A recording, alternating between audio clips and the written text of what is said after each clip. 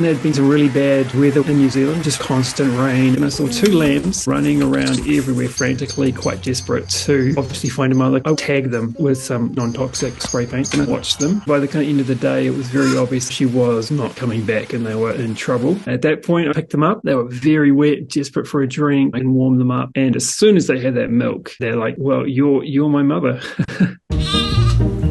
Come on, you two. Yeah, it's time for your milk. The next morning, they were looking better and happier. Come on, you two. They literally want to be with you all the time. Help me going. Baby, here's another lamb.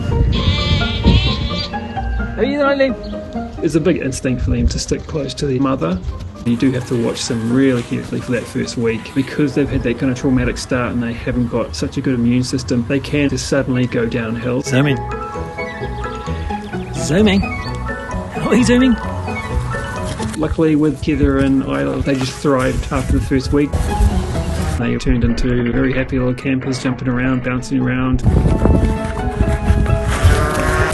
Yeah, before long they were kind of the boss of me, really. Once they get that confidence and they know that they're somewhere safe and they trust you, they get their feeding schedule memorized.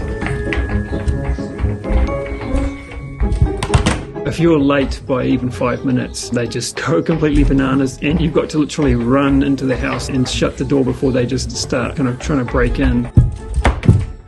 A lovely thing about lambs, it's impossible not to brighten your day when you're just watching them play around. It's quite hard to even get at the best moments on camera because they're so fast. I try and get what I can, but 90% of it is actually missed. What's going on here? Are you going to knock that over? The games that they do can be quite hilarious because they're always trying to beat each other at something. What are you two doing? So they're like trying to jump up onto something high and then see who can stand up there the longest. What are you two up to? That bond is definitely lifelong. Zooming.